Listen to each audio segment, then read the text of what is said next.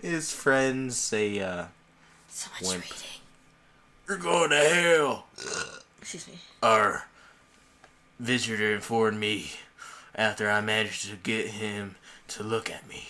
That's where he's digging down there, child. The child said, looking for me to my brother.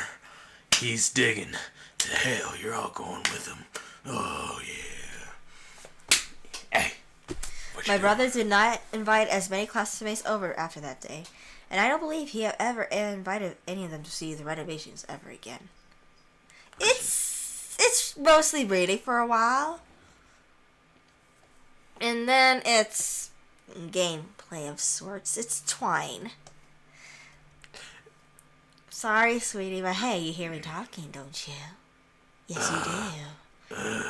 Yeah. No, not at all. He's a little whore. Are we really going to hell? He asked me one night, lying beside me in bed after a nightmare sent him to my room. I'm not kicking him out. I told him I did not know. But is that where Dad is sticking to? He asked. I told him that there was no such place. What the? What? Where is it? Where are you? Damn you! Damn you! Where is the... Come on! This is the gayest game ever. Why is it? Come on! This is the gayest game. No, I have to click Maybe. this. Damn it! There we go. Nah, let me just put it back to this. Come on, back there. Well, at least somebody agrees. Then why is Dad digging? In the early days when I sat on the stairs and watched him work, my father had given me dozens of flippant reasons for his project, seeking dinosaur bones. All of these excuses had lost currency at this point, of course, and when asked what he was doing, as my brother told me, his religious visitor had inquired, my father had other things to say. Dinosaur bones? Or other things to say? Other things to say sounds more interesting. Let's talk about dinosaur bones. This is not the real world, my father would say, or something along these lines. What we think is the real world is just a layer of dirt caked around the true core of the universe. The Earth is not the core of the universe. And what is dirt? Inert matter, dead weight, the remains of those who came and went before us. This is the Dad speaking right now, Jade. That means you should be reading. Oh. And what's this dirt? Insert matter, dead Inert. weight. There's no S! The inert. Okay, I can't read without looking. Alright, the inner matter, dead weight. I am reading, son. The remains.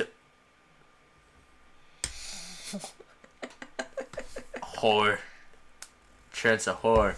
And I meant, he's a...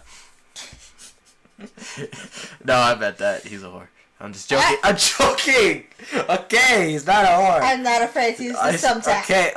Okay, he's not a whore. He's Thumbtack. He's not a whore. He's not a whore. I hate sharp objects. Okay.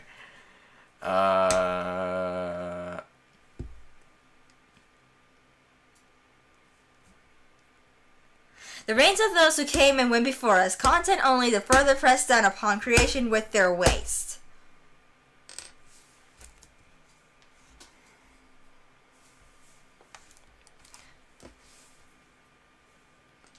Read. Oh. There was a time when human beings were giants walking upon a small earth. But now the earth has grown fat and hateful with our soil, while we have grown small. How can you grow small? Wouldn't it be shrunk? Shrink? I don't know that. Whatever. Starting here, I am scraping away this sediment. Right? Sediment? Yeah. Our coagulated, yes, filth, and returning us to our original glory. It's as if I'm trying to teach you how to read. again.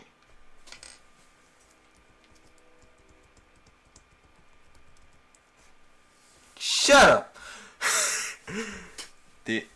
I thought you were gonna hurt me. I assembled this manifesto from memory, from various iterations and variations Father offered us over the years, and certainly it was the sort of heresy that had offended my brother's erstwhile friend. Still, they were not satisfactory answers to us then. It would not be satisfactory for my brother as he huddled, fearing hell, in my bed. But frankly, I had no other answer for him, and let the matter lapse into silence, which is perhaps why, all those years later, he urged me to come with him back to our father's house. When is this gonna get interesting? Of course, my experiences played a part in my eventual decision. A year or so before we left my father was the last time I ventured down into the basement. It's nice. My brother was out with friends, having reached the age when he finally realized the awkwardness that resulted from bringing visitors to our home, and Mother had locked the door to her room and apparently gone to bed. Father was, of course, laboring in the basement, and I was doing homework in the living room while watching television. Then came a knock at the door. It's, The man on the porch was squat? Yes. Short? Squat! I said yes. Yeah, but, what is squat? Anyway, tell me that later. But dressed neatly in a suit, coat, and hat. A pair of very small spectacles was perched on the end of his nose, looking minuscule and in comparison to his large round face. Hey, he's fat. Hello, young lady. You get it now? Yes. He said to me in labored voice, "How is your father home?" But In a labored voice. In a labored voice. Who are you? I asked. The man tipped his old-fashioned hat back on his head, smiling with rubbery lips. Ugh, fatty. You would have no reason to know me, of course, he said. But Labored. I am your uncle. Labored. But I am your uncle. I don't want a fat uncle. I left the man on the porch, the door locked, while I went to seek my mother's help. Thus I discovered she was unresponsive, as she often was in those days. This left me with only the option to summon my father from the basement. He did not respond when I opened the door and yelled down, though I thought I could hear faintly the sound of his digging. I looked back to the front door where I could see through pebbled glass the rotund figure of the man who claimed to be my uncle, and descended the wooden stairs into the basement. The only light, as always, came from a single bulb hanging from the ceiling. My father had learned to operate in these conditions, but for me, the lack of illumination. What is wrong with me? This damn mouth. Ugh, this cast hole. The labyrinth below into a mess of confusing and seemingly contradictory paths of damn black earth and only slightly blacker shadow. Oh, that is... Really, sweetie? Really? You're gonna type that? You are! You whore! It's a good thing no one can see that except you, Jade. You're scarred. Father had first attempted to dig straight down, but as the years went on, he elaborated his original plans, angling outward from the center of the basement at a depth of perhaps 15 feet. From there, he began to hollow out the entirety of the basement with one long, looping path threaded and bent around itself like some monstrous length of viscera, all the while continuing his march downward.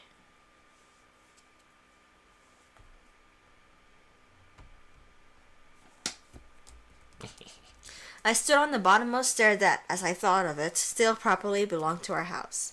By my feet was a stack of unfamiliar books. They were old, with blank but warped brown covers. Next to them was what appeared to be an antique child's rattle, caked with dirt, and several rocks chipped into various unnatural but vaguely instrumental shapes. I turned to the void and called for my father. Father! Oh! No response came, but I grew more certain than I could hear, however distantly, the sound of Father's shovel. I called for him again, this time giving also my purpose for interrupting his work. "There's a man at the door," I said. "He says he's my uncle." I stood and waited, and as I did so, the sound of digging stopped.